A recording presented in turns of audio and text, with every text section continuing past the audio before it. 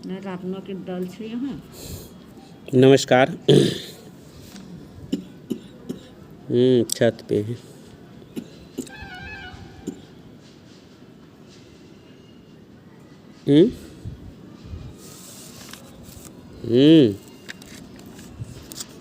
ऐसे ही गप सप।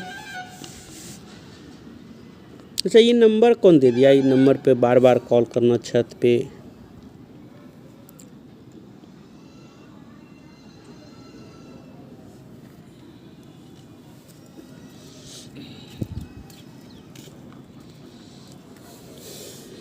एक जो हम लोग के यहाँ पीड़ा है समाज में, वो अभी के समाज में ज़्यादातर बूढ़े बुजुर्गों को है। आम लोग तो केवल दिखावा करते हैं कि हमें दर्द है, लेकिन जो दर्द है वो सिर्फ बूढ़े बुजुर्ग को है। लेकिन ये बात समझने के लिए कोई भी तैयार नहीं है। एक बहुत बूढ़े बुजुर्ग लोगों ने एक बहुत अच्छी बात कही है।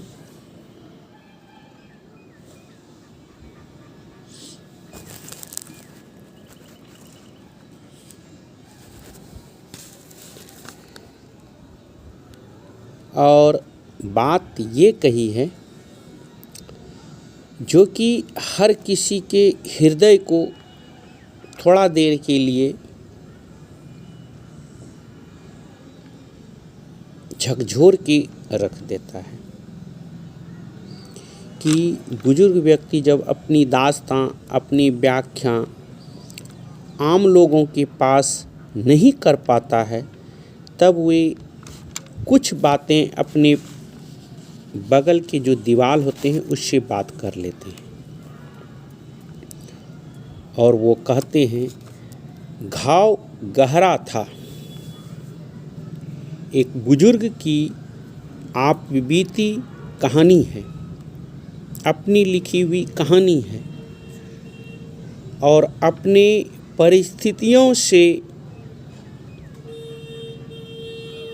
लाचार होकर उनका ये विश्वास था। घाव गहरा था बहुत,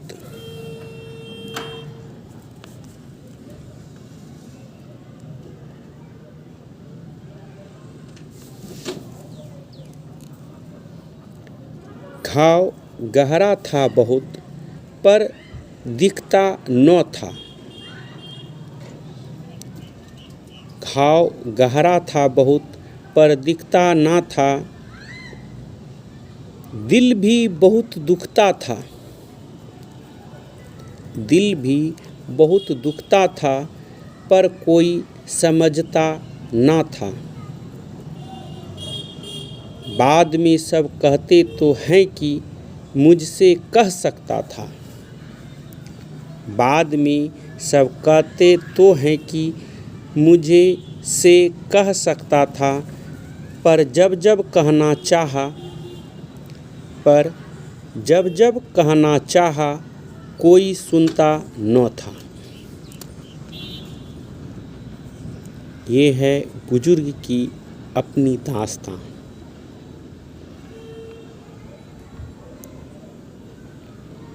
और इसी को देखते हुए हम लोग फिर इसको देखे थे। अब जो दिया हुआ है उसके बारे में हम लोग बात करेंगे।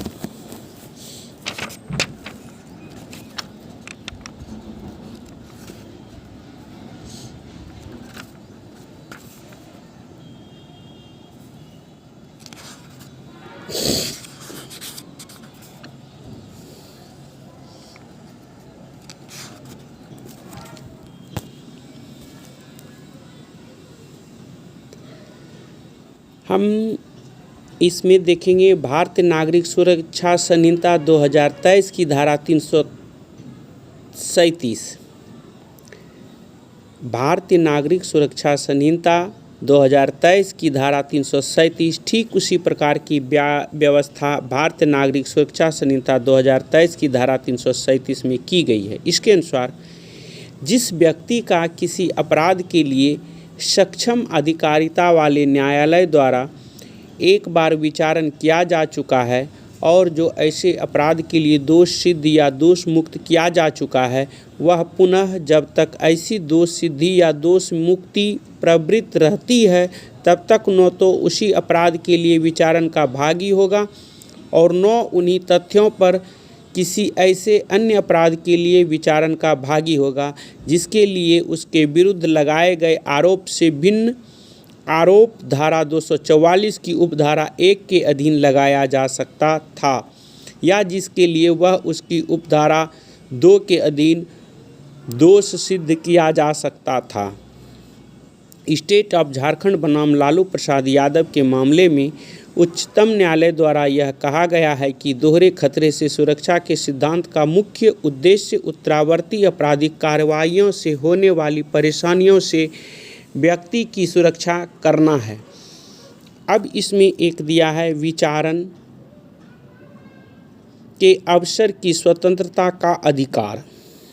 किसी भी अभियुक्त को उसे सुनवाई का अवसर दिए बिना दंडित किया जाना न्यायिक भावनाओं के प्रतिकूल है। अभियुक्त को सुनवाई का अवसर दिया जाना मात्र ही पर्याप्त नहीं है, अपितु सुनवाई तथा विचारण का स्वच्छ एवं निष्पक्ष होना भी अपेक्षित है। कष्टप्रद एवं गुप्त अभियोजन की निंदा की गई है। इस संबंध में भारतीय संविधान एवं दंड प्रक्रिया संहिता, भारतीय न्याय संहिता में विविध प्रावधान किए गए हैं। यथा विचारण खुले न्यायालय में किया जाना चाहिए। विचारण अभियुक्त की उपस्थिति में किया जाना चाहिए। विचारण के समय अभियुक्त का स्वास्थ्यचित होना आवश्यक है ताकि वह अपनी प्रतिरक्षा अच्छी तरह से कर सके एवं प्रश्नों का उत्तर दे सके। अभियुक्त को अपने ही विरुद्ध साक्ष्य देने के लिए बाध्य नहीं किया जाना चाहिए। अभियुक्त को संस्वीकृति के लिए बाध्य नहीं किया जाना चाहिए। यदि कोई अभियुक्त संस्वीकृति के लिए इच्छुक है तो ऐसी संस्कृति का स्वैच्छिक होना आवश्यक है। अभियुक्त को अपनी पसंद के अधिवक्ता का चुनाव एवं नियुक्ति करने का अवसर दिया जाना चाहिए। जब किसी अभियुक्त को गिरफ्तार किया जाता है तो उसे गिरफ्तारी के आधारों से शीघ्र अवगत कराया जाना चाहिए। वारंट के बिना गिरफ्तार किए गए व्यक्ति को 24 घंटे के भीतर निकटतम मजिस्ट्रेट के समक्ष पेश किया जाना चाहिए। अभियुक्त यदि अपना चिकित्सीय परीक्षण करवाना चाहता है तो उसे ऐसी अनुमति दी जानी चाहिए। अभियुक्त अपनी अग्रिम जमानत के लिए भी आवेदन कर सकता है।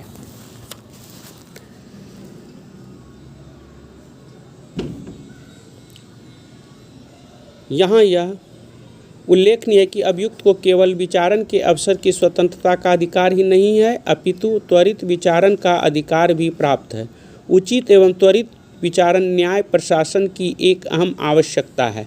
14 वर्षों तक मामला का निस्तारण नहीं हो पाना व्यक्ति के प्राण और दैहिक स्वतंत्रता के अधिकार का अतिक्रमण है। अपेक्षा तो यहाँ तक की जाती है कि स्वतंत्र एवं समुचित विचारण के लिए अपेक्षित हो तो सुनवाई बंद कमरे में की जानी चाहिए।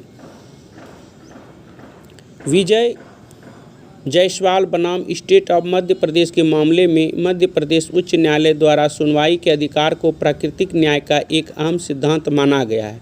प्रत्येक व्यक्ति को सुनवाई का अवसर मिलना ही चाहिए। अभियुक्त को त्वरित विचारण का भी अधिकार है। भोलाराम बनाम स्टेट ऑफ पंजाब के मामले में यह कहा गया है कि मामले के विचारण में अत्यधिक एवं अनावश्यक विलंब निंदनीय है, लेकिन स्टेट ऑफ मध्य प्रदेश बनाम प्रदीप शर्मा के मामले में यह निर्धारित किया गया है कि फरार अभियुक्त अग्रिम जमानत का क्लेम नहीं कर सकता।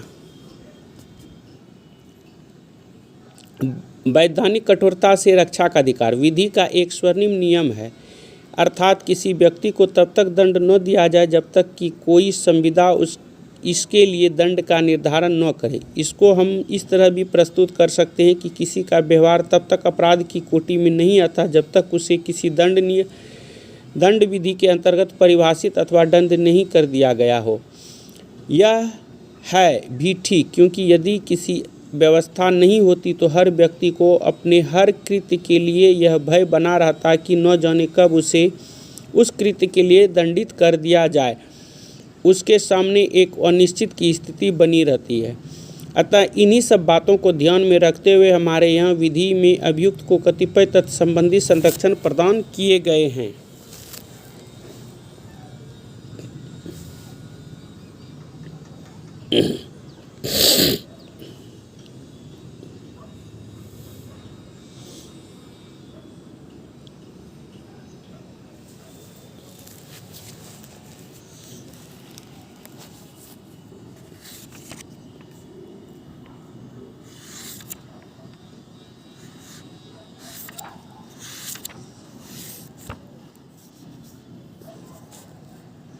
नमस्कार।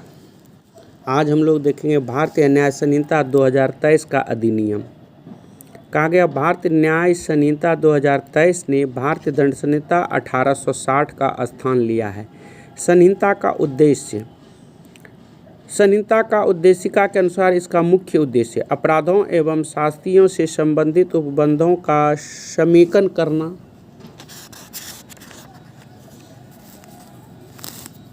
संशोधन करना तथा उससे उपाबद्ध या अनुषांगिक विधियों का उपबंध करना। वैसे इस संहिता का अहम उद्देश्य है अपराधों के लिए शास्तियों का उपबंध करते हुए अपराधों का निवारण करना। संहिता की विशेषताएं जो है उसको हम लोग एक एक करके देखेंगे। भारतीय न्याय संहिता अपने आप में अनेक विशेषताओं को समाहित किए हुए हैं। यथा इसकी सर्वप्रथम विशेषता इसका नाम परिवर्तन है। पूर्व संहिता का नाम भारतीय दंड संहिता था, जबकि इस संहिता को भारतीय न्याय संहिता नाम दिया गया है। नाम में यह परिवर्तन दर्शाता है कि भारतीय न्याय संहिता 2023 का मुख्य जोर न्याय की अवधारणा पर है, जबकि भारतीय दंड संहिता 1860 का मुख्य जोर दंड की अवधारणा था। इस संहिता में कुल 20 अध्याय एवं 358 धाराएं हैं। इसमें संहिता के उपबंधों के प्रतिकूल हर कार्य एवं लोप को दंडनीय घोषित किया गया। इसमें अपराध शब्द को विस्तृत अर्थ प्रदान किया गया है। इसमें अपराध के अंतर्गत भारत से बाहर किए गए ऐसे हर कार्य को सम्मिलित किया गया है जो यदि भारत में किया गया होता तो इस संहिता के अधीन दंडनीय होता। इस संहिता में परिभाषाओं को धारा 2 में रखा गया है। इस धारा में कुल 39 शब्दों को परिभाषित की गई है, परिभाषाएं दी गई है। पूर्व संहिता में इन शब्दों को अलग अलग धाराओं में परिभाषित किया गया था। इस अध्याय को साधारण स्पष्टीकरण का नाम दिया गया था, जिसमें धारा 6 से 52 को समाहित थी। लिंग की परिभाषा में उभयलिंगी को भी सम्मिलित किया गया है और इसे वह अर्थ दिया गया है जो ट्रांसजेंडर व्यक्ति अधिनियम 2019 की धारा 2 के खंड ट में है।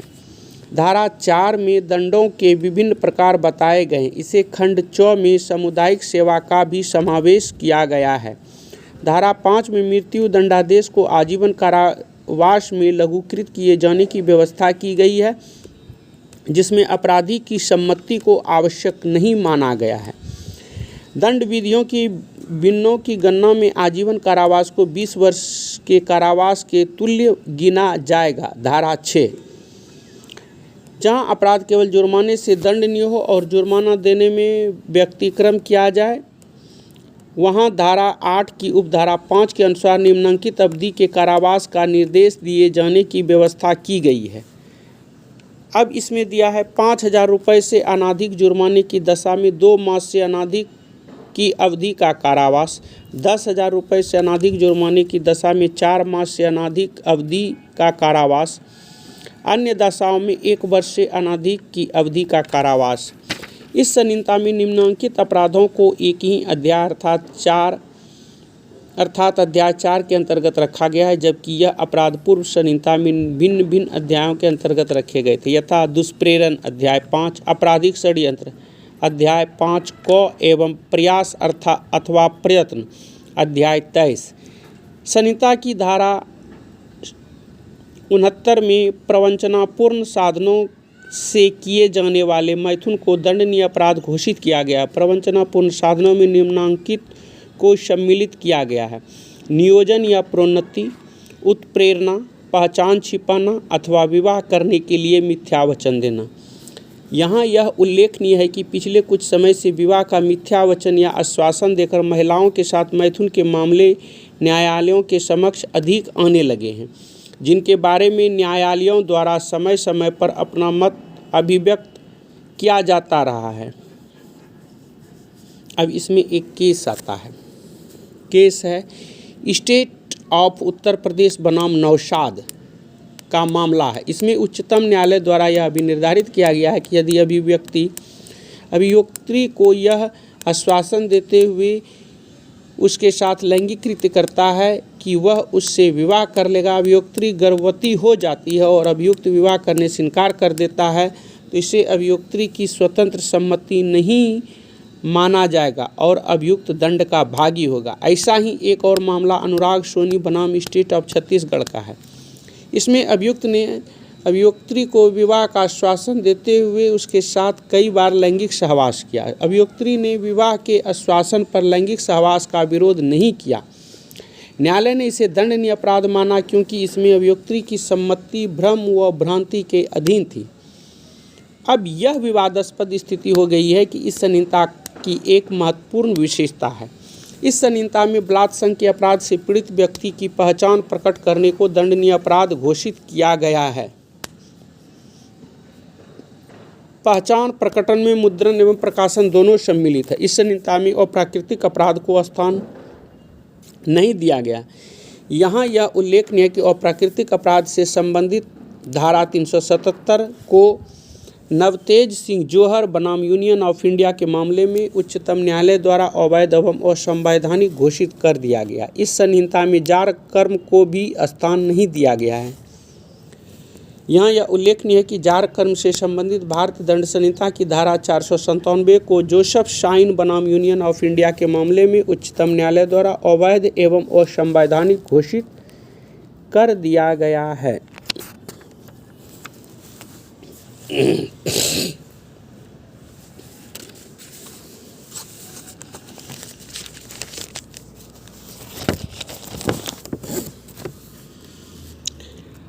महिला की लज्जा भंग से संबंधित अपराधों को धारा 74 से 79 तक में स्थान दिया गया है। धारा 75 में लैंगिक उत्पीड़न की वही परिभाषा दी गई है जो विशाखा बनाम स्टेट ऑफ राजस्थान के मामले में उच्चतम न्यायालय द्वारा दी गई है। नई संहिता में आत्महत्या के प्रयत्न को अपराध न मानते हुए स्थान नहीं दिया गया है। संहिता की धारा 111, 112, 113 में क्रमशः निम्नांकित नए अपराधों को स्थान दिया गया है। संगठित अपराध, छोटे संगठित अपराध एवं सामान्यतः संगठित अपराध एवं आतंकवादी कार्य। संगठित अपराधों में निम्नांकित को सम्मिलित किया गया है। व्यापहरण, डकैती, यान चोरी, उद्यापन, भूमि हथियाना, संविदा पर हत्या करना, आर्थिक अपराध, साइबर अपराध, व्यक्तियों, औषधियों, हथियारों या अवैध माल या सेवाओं का दुर्व्यवहार, वेश्यावृत्ति या फिरौती के लिए मानव दुर्व्यवहार। उपरोक्त के अतिरिक्त प्रत्यक्ष या अप्रत्यक्ष रूप से तात्विक फायदा, जिसके अंतर्गत वित्तीय फायदा भी शामिल है, प्राप्त करने के लिए निम्न के प्रयोगों को भी संगठित अपराधों की श्रेणी में रखा गया है। हिंसा का प्रयोग, हिंसा की धमकी, अभित्रास, प्रपीड़न या विधि विरुद्ध साधनों द्वारा कारित अन्य अपराध। नई संहिता की यह एक महत्वपूर्ण उपलब्धि है। पिछले कुछ समय से भूमाफिया, सुपारी लेकर हत्या, संविदा वध, साइबर अपराध आदि में निरंतर अभिवृद्धि हो रही है। इसी को दृष्टिगत रखते हुए नई संहिता में इन अपराधों को स्थान दिया गया है। संहिता की धारा 117 की उपधारा 4 में किसी समूह द्वारा किसी व्यक्ति को उसके मूल वंश, जाति, लिंग, जन्म स्थान, भाषा, व्यक्तिगत विश्वास आदि के आधार पर उपहति कारित करने को दंडनीय अपराध घोषित किया गया। यह एक नई व्यवस्था है जो पूर्व संहिता में नहीं थी। नई संहिता की एक महत्वपूर्ण विशेषता राजद्रोह के अपराध की धारा 124 को संहिता से बाहर कर दिया गया है। राजद्रोह काफ़ी लंबे समय से चर्चा का विषय रहा है। यही कारण है कि इसे नई संहिता में स्थान नहीं दिया गया।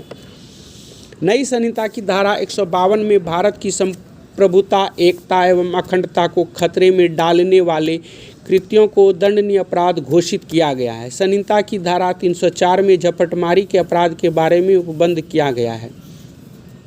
शेष अध्यायों में वर्णित अपराधों को मामूली परिवर्तन अथवा उपांतरणों के साथ यथावत रखा गया है।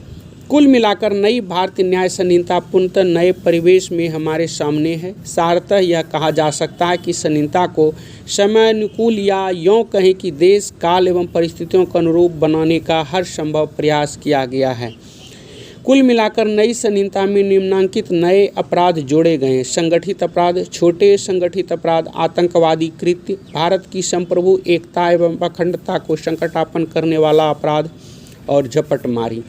साथ ही कुछ अपराधों को नई संहिता में स्थान नहीं दिया गया, अर्थात उन्हें संहिता से निकाल दिया गया। राजद्रोह और प्राकृतिक अपराध, जारता, ठगी आदि। कुछ शब्दों की परिभाषाएं भी संहिता से निकाल दी गई है, जैसे सरकार का सेवक, भारत, कूटकृत, सिक्कों का आयात निर्यात, रानी, ब्रिटिश, भारत सरकार आदि। दंड विधि के लक्षण। चलते चलते यहाँ दंड विधि के लक्षणों पर संक्षेप में प्रकाश डाल देना उचित होगा। यह सर्वविदित है कि अपराध एक रोग है और अन्य सभी रोगों की तरह समाज के लिए घातक हैं। वे अपराध ही हैं जिनके कारण संपूर्ण सामाजिक एवं राष्ट्रीय जीवन उद्वेलित हो उठता है। भारतीय उद्वेलित दंड विधि ऐसे रोगों को निदान करती है। दूसरे शब्दों में ये कहा जा सकता है कि दंड विधि मानव आचरण से संबंधित नियमों का एक अंग है। जब हम दंड विधि को मानव आचरण से संबंधित नियतों का एक अंग मानने की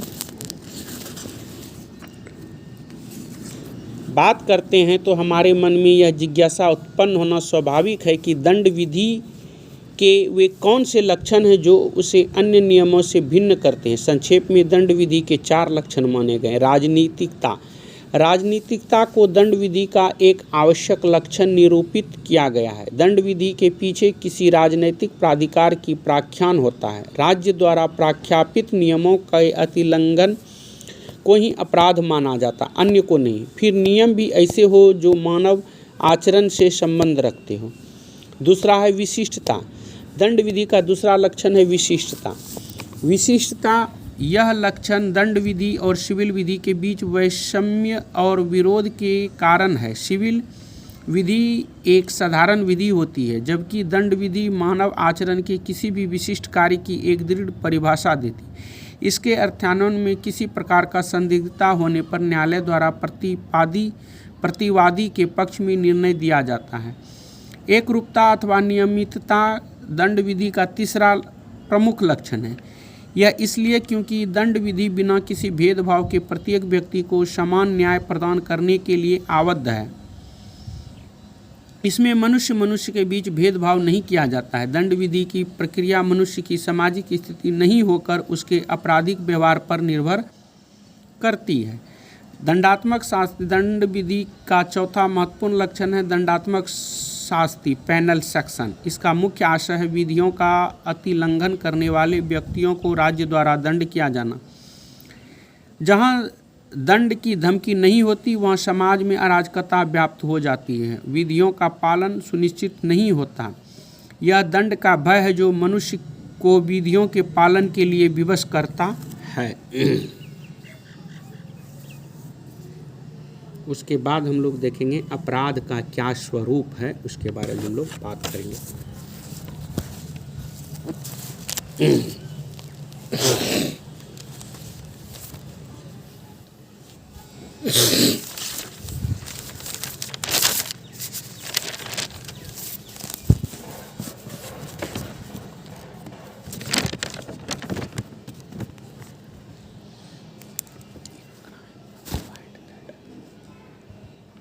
In crime, find that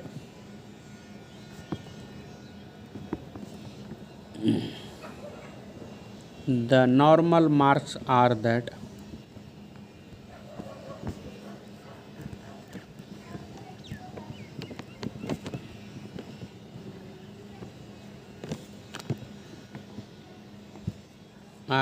the state has power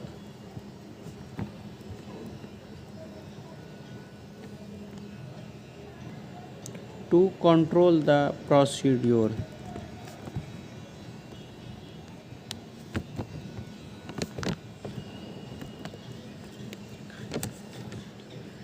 To remit the penalty.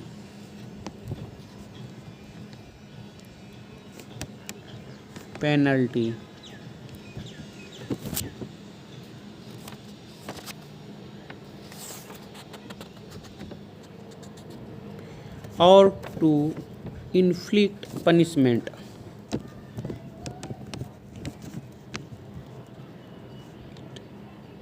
Inflict.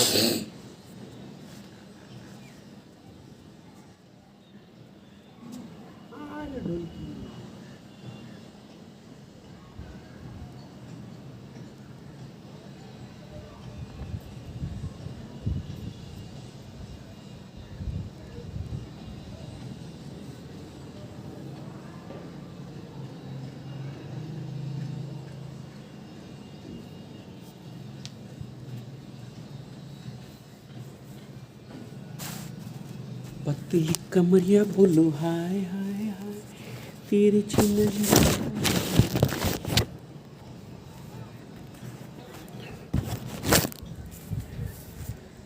आज हम लोग देखेंगे अपराध के तत्व। कोई भी कार्य अथवा कार्य लोप स्वतः अपने आप में अपराध नहीं होता, क्योंकि यदि ऐसा होता तो हमारे दैनिक जीवन के सभी कार्य अपराध की कोटि में आ जाते। कुछ ऐसे कार्य होते हैं जो मनुष्य जानबूझकर करता है, तो कुछ ऐसे होते हैं जो अनजाने में हो जाते हैं। कुछ वह स्वेच्छा से करता है तो कुछ व्यवस्था से। कुछ कार्यों के पीछे उसका दुराशय रहता है तो कुछ के पीछे सद्भावना। और इन कार्यों में से कुछ से किसी को हानिकारित हो सकती है तो कुछ से किसी को लाभ भी। यही कुछ ऐसी बातें हैं जो किसी कार्य को अपराध बना देती है अथवा उसे अपराध बनने से रोक देती है। विधिक भाषा में इन्हें ही हम अपराध के तत्व कहते हैं। अपराध के मुख्यतः 4 संगठक हैं एलिमेंट। अपराध किसी ऐसे व्यक्ति द्वारा कारित किया गया है जो एक विशेष रीति से कार्य करने के लिए विधिक दायित्व के अधीन हो और समुचित दंड के अधिरोपण के लिए अभियुक्त हो। ऐसे व्यक्ति द्वारा किया गया कार्य दुराशय युक्त हो। दुराशय के अनुसरण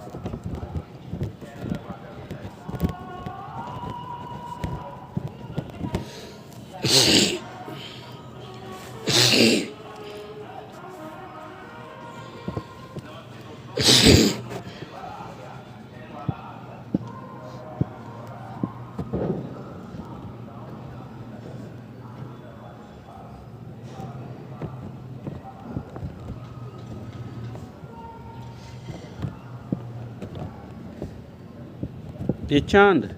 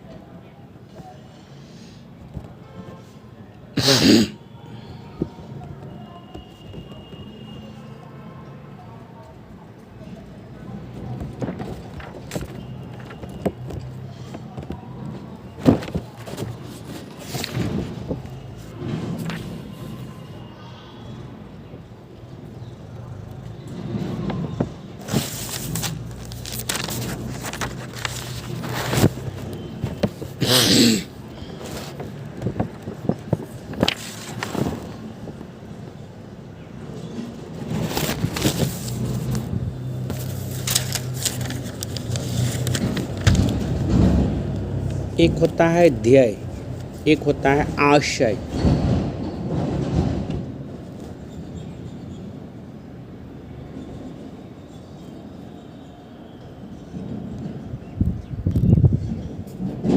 तो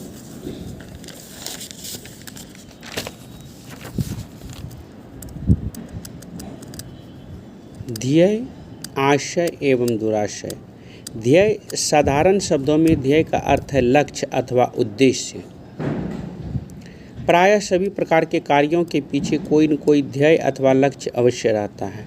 निरुद्देश्य अथवा लक्ष्य रहित कोई कार्य नहीं किया जाता। जब तक कोई व्यक्ति किसी लक्ष्य की परिणति में कोई कार्य कर लेता है तो वह अपराध की कोटि में आ जाता है। उदाहरण, क और ख के बीच लेन देन के मामले को लेकर विवाद पैदा हो गया और दोनों एक दूसरे के दुश्मन हो गए। क ने दुश्मनी का बदला लेने के लिए ख की हत्या कर दी।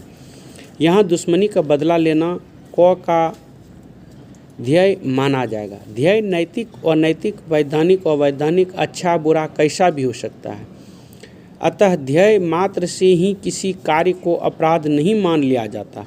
यदि ध्येय को प्राप्त करने के साधन विधि विरुद्ध हैं तो यह ध्येय अपराध की सीमा में आ जाएगा। उदाहरणार्थ, हमारा लक्ष्य है समाज की स्थापना करना, आर्थिक असमानता को मिटाना, पूंजीपतियों का विनाश करना आदि। लक्ष्य बड़ा सुंदर है, लेकिन यदि इसे प्राप्त करने के लिए हम हिंसा का सहारा लेते हैं तो यह लक्ष्य ही अपराध हो जाएगा। दूसरे शब्दों में हम यह कह सकते हैं कि साध्य और साधन दोनों मिलकर किसी अपराध का गठन करते हैं। यदि साध्य पवित्र है तो साधन भी पवित्र होनी चाहिए ताकि वह अपराध की कोटि में न आए। यही महात्मा गांधी का भी कहना है।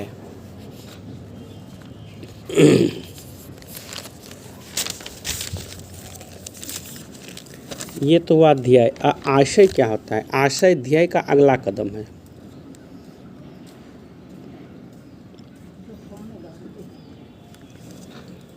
ना इतना तो बजलो नहीं था।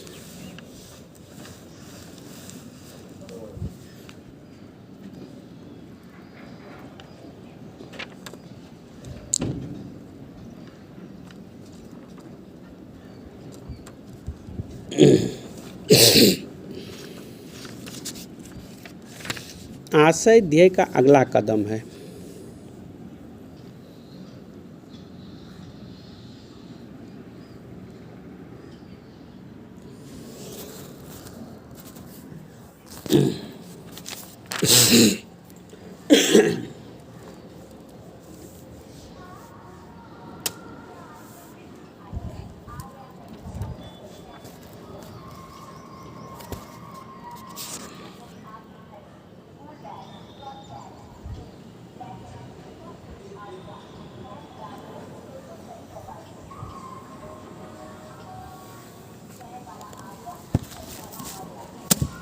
एकरा एक दिन छेकबै बजावला के देखियो सब बांग्लादेशी रोज गाना बजे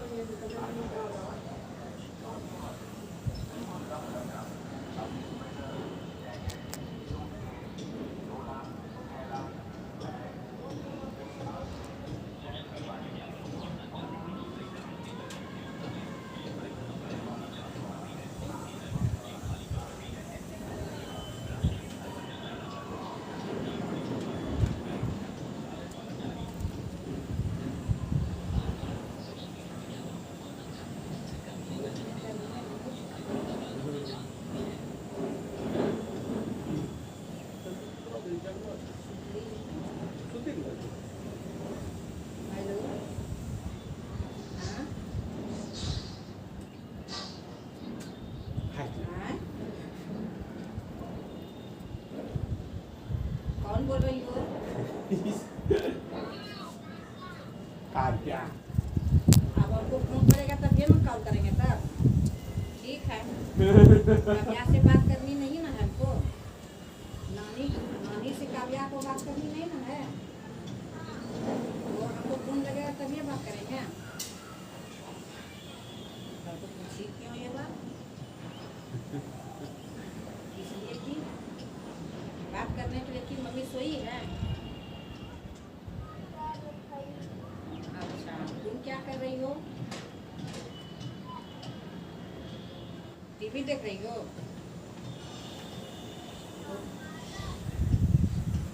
पापा आए? पापा आ गए? ओ, भैया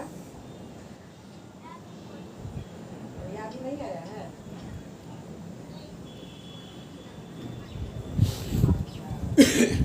ठीक है, तब तुम आराम करो या पढ़ाई करो, कुछ करो।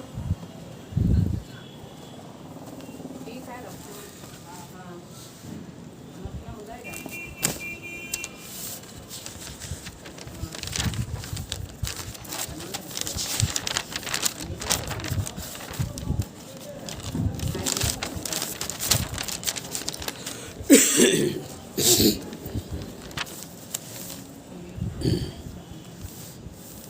बाबू अभी नहीं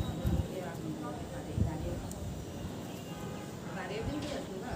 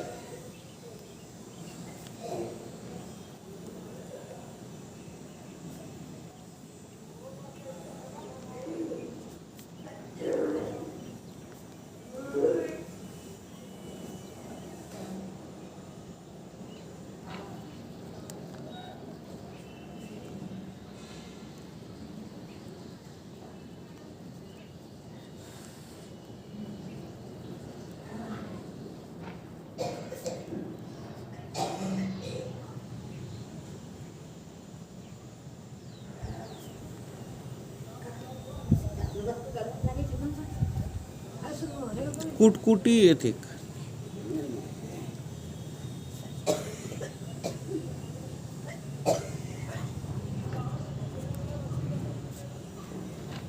स्वेटर किस लिए रखी है?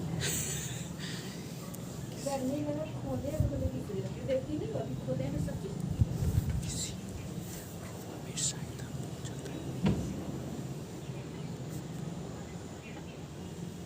स्वेटर पहनने का गर्मी नहीं।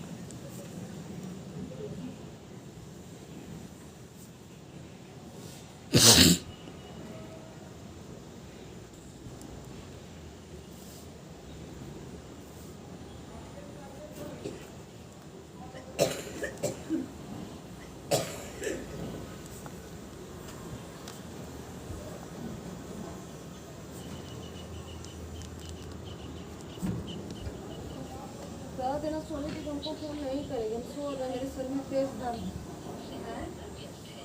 हमको फटाफट वीडियो कॉल नहीं करेगी, कह देना मेरे सर में दर्द है। की है वीडियो कॉल? किससे बात कर रही है?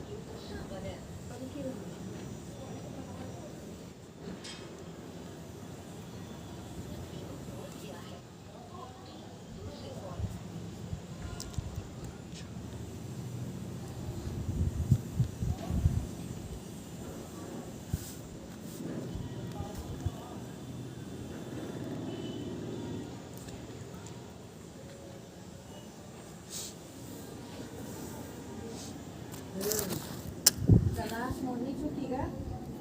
Seperti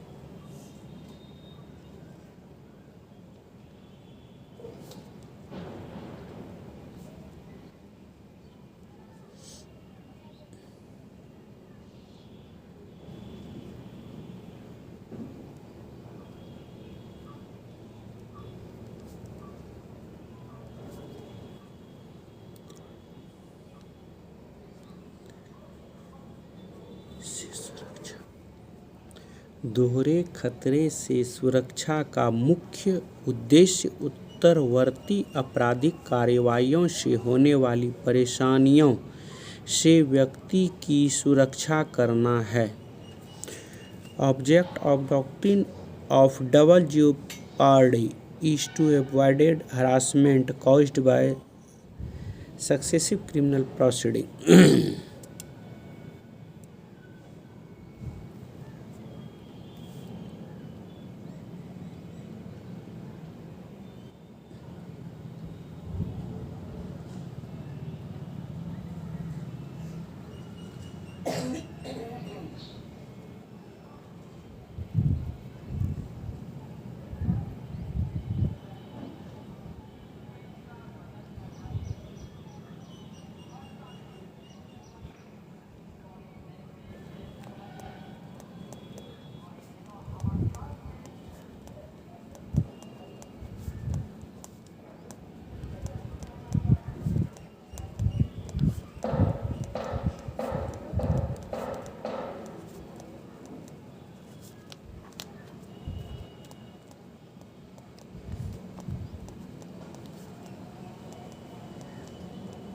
हाँ।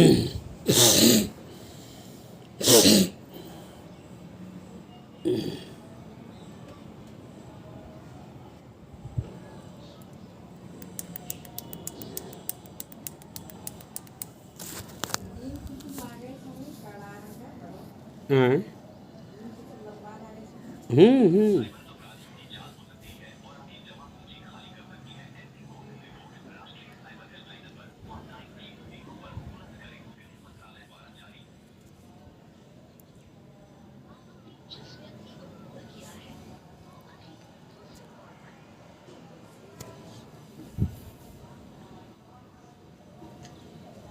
एक बार यहाँ ना मोबाइल के लिए जो है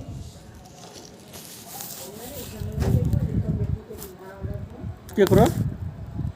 लन चल रहा है हाँ चाची। जन्मदिन को बेटी के बिहार को इस गंज गेली जैसे ना हाँ। यहाँ का मोबाइलो पर नहीं जमा करे बस मोबाइलो पर ऑन कर मोबाइल फोन 1 लाख टका जमा कर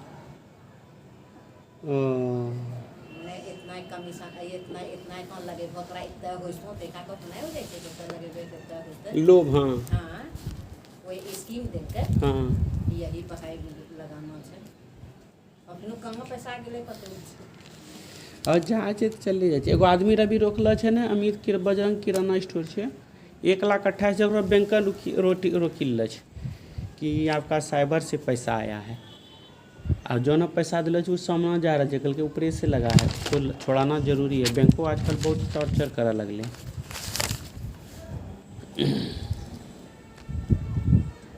बतावन कितना अथी छै बहुत दिन देख ले मेरे जे के खत्म हो गया पैसा किए केना केना करना है केना केकरो बताई है ना नहीं पढ़लो लिखलो कन्यानियो नौकरी करे छै हमरा सोच के वही में अथी होलै।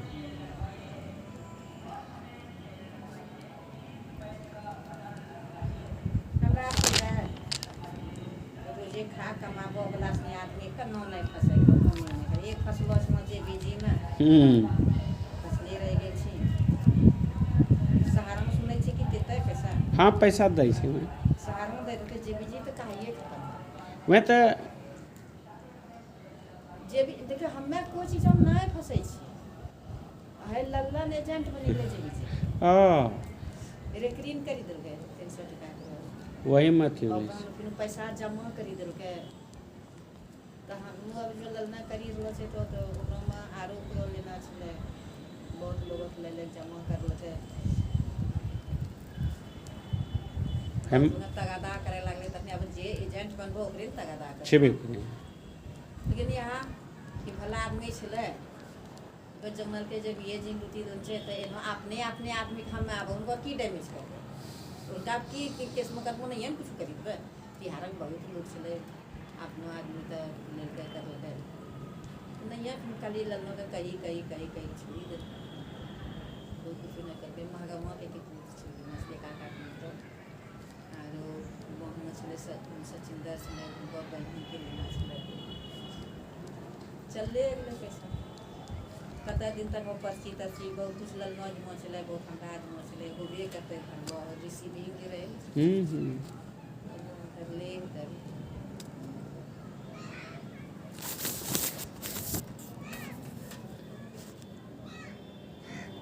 एक अनिल सिंह करना छले केकरो में इतना करेगो का साल भर में इतना मिली तो खटना है नोट निकलवा लिए पैसा खटा रखा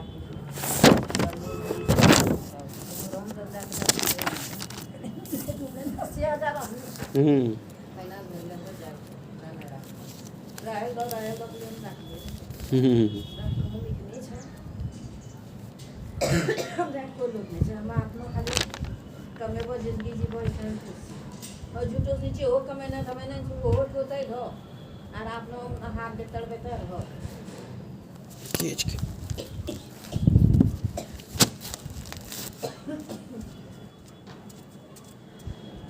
हाँ इंडा देखा न ऊपर इधर ओ अच्छा हाँ आप बैठा केज के हो बूढ़ी छा खाली रंग दूर दाम पकड़ो आगू वाली एगो मोटरसाइकिल बड़ी जी कोई लेटिन जी हाँ खोलिए तो सर हैं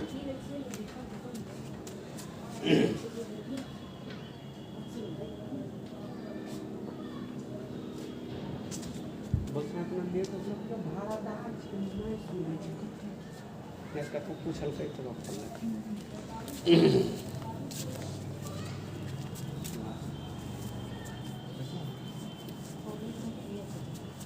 जी हाँ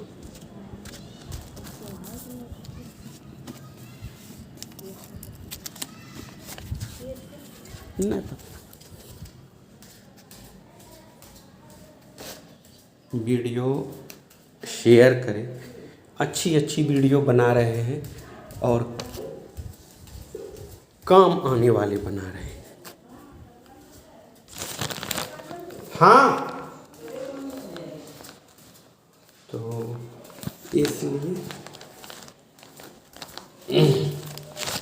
देखते हैं कौन है कोई आया है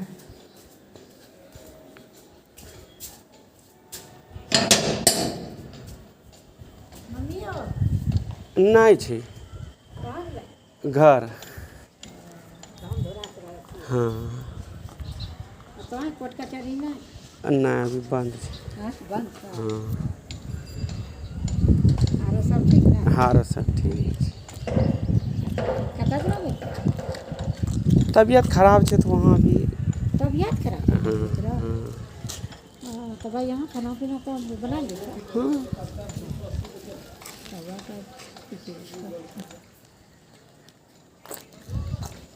वाकई ना आए ना? नहीं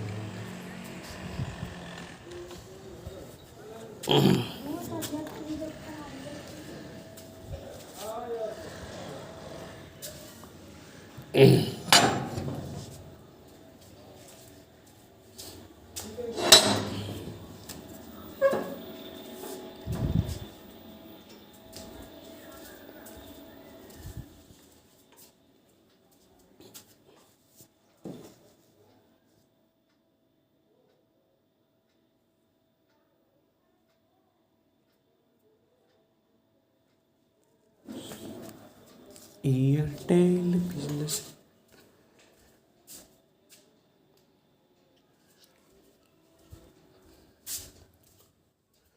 तुम्हें आसमान में जाओ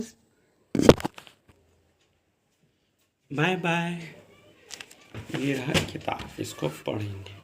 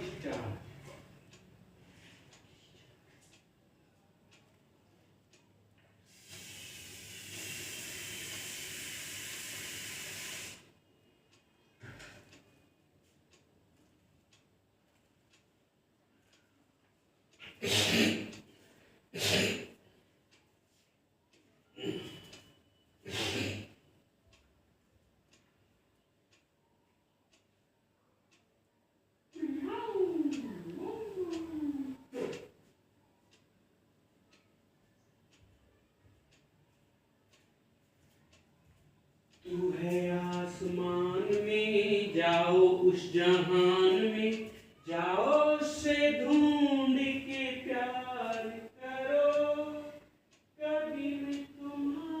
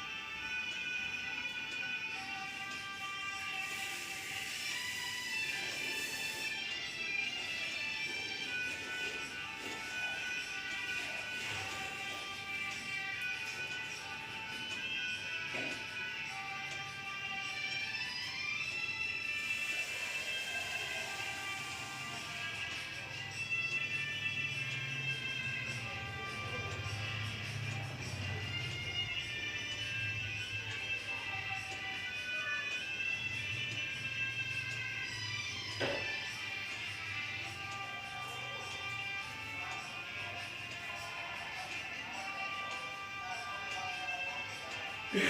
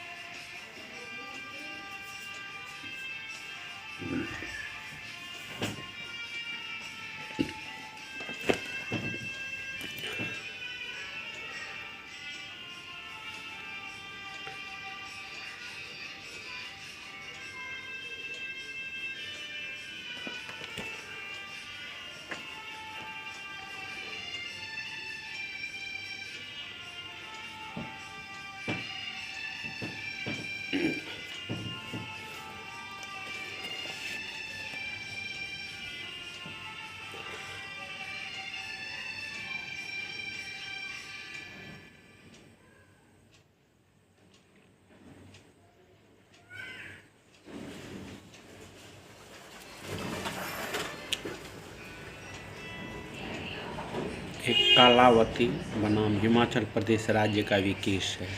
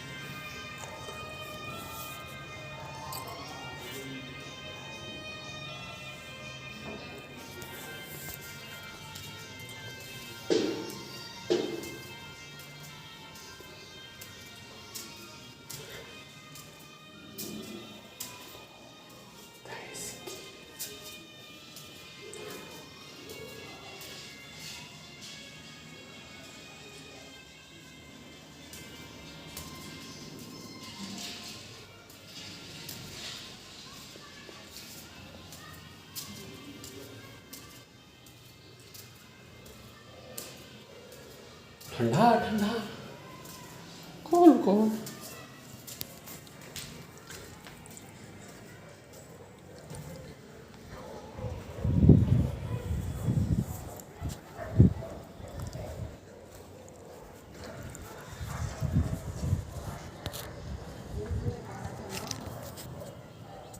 हाँ चाची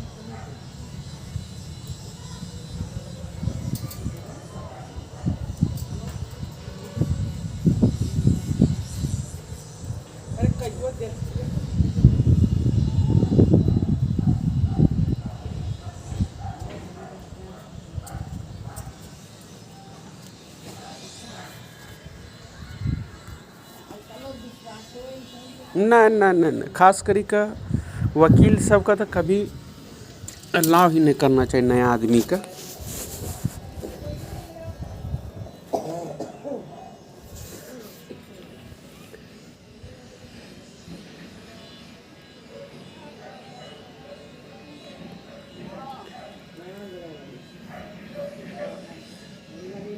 समझिए पूरा बिजी बिजी बिजी बताए।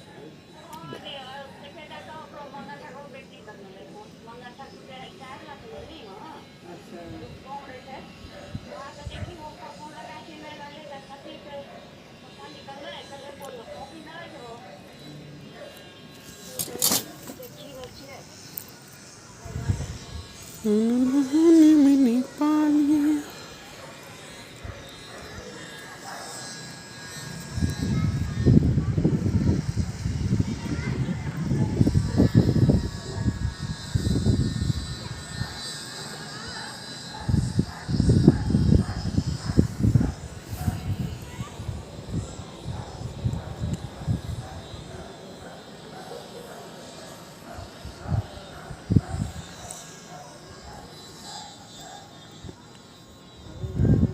ये धूप बहुत ज़्यादा है और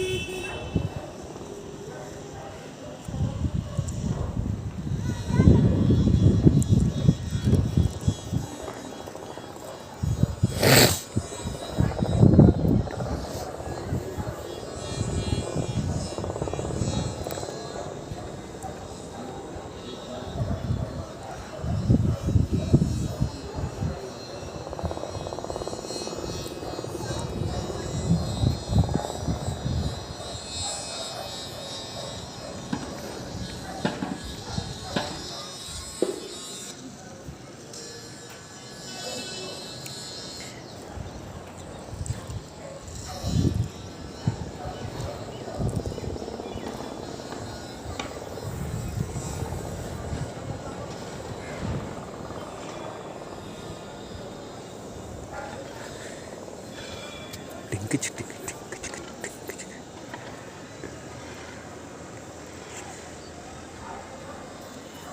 ये टमाटर है।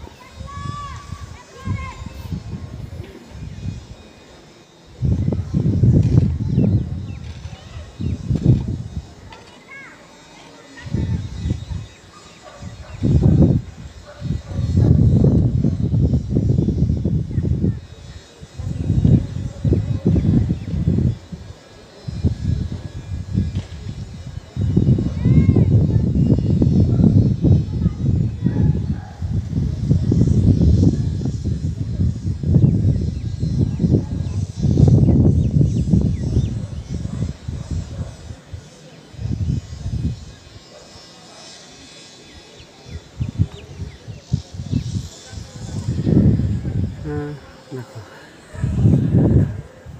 पोता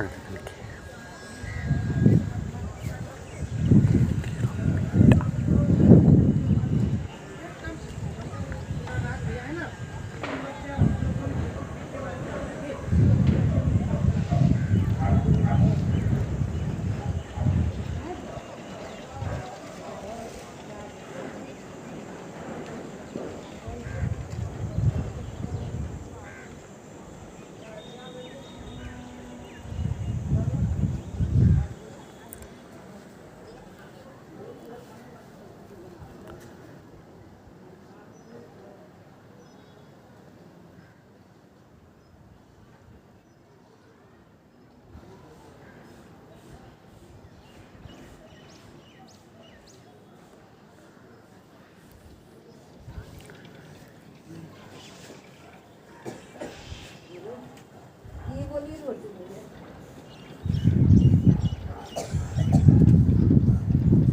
नहीं बीच नहीं उतर भाई, नहीं उतरेंगे, सुनता हो बोलियो।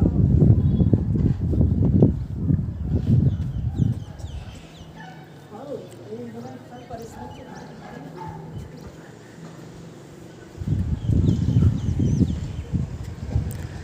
तू बेवफा है जो मैं जान जाता, तुझसे कभी भी दिल ना लगा।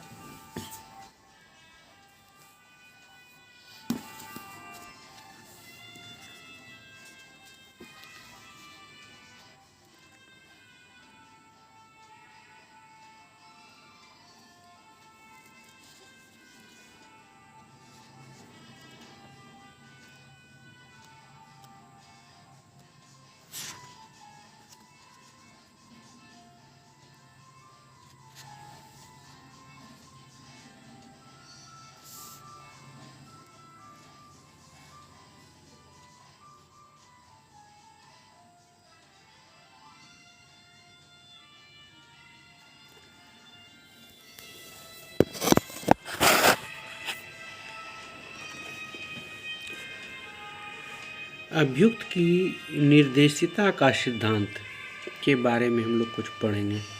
न्याय, प्रशासन एवं विधि शास्त्र का यह एक जाना माना सूत्र एवं सिद्धांत है कि जब तक किसी व्यक्ति को दोष सिद्ध घोषित नहीं कर दिया जाता तब तक उसके निर्दोष होने की अवधारणा अथवा परिकल्पना करनी चाहिए। A man is a presumed to be innocent until he is proved guilty. इसका सीधा साधा अभिप्राय यह है कि अभियोजन पक्ष को अपना मामला संदेह से परे साबित करना चाहिए। यदि अभियोजन पक्ष की कहानी भी थोड़ी सी शंका अथवा संदेह की बू हो है तो उसका लाभ संदेह अभियुक्त को पाने का हकदार हो जाता है। यद्यपि कहने का इस सिद्धांत का प्रतिपादन इंग्लिश विधि की देन है, लेकिन अब भारत में भी इससे पर्याप्त स्थान दे दिया गया है। न केवल अधिनियमित विधि में अपितु न्यायिक निर्णयों में भी इसकी मान्यता को प्रमाणित किया गया है।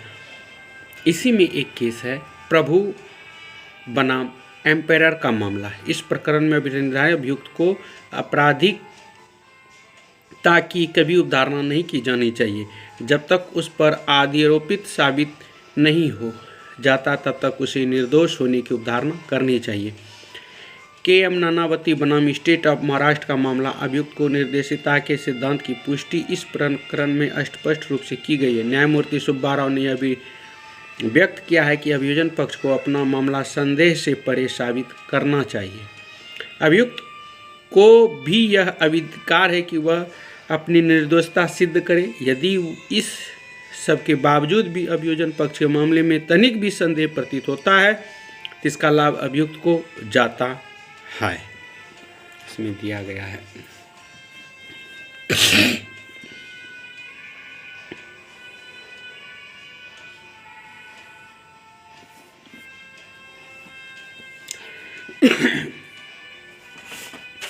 एक बहुत अच्छा लिखा गया है इसमें, जैसे कि हम लोग जानते हैं परिवीक्षा दंड का सुधारात्मक स्वरूप है।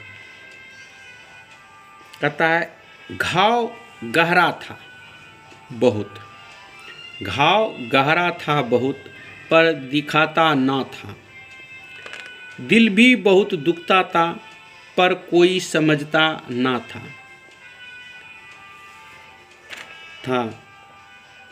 बाद में सब कहते तो थे कि मुझसे कह सकता था, बाद में सब कहते तो हैं कि मुझसे कह सकता था, पर जब जब कहना चाहा कोई सुनता ना था।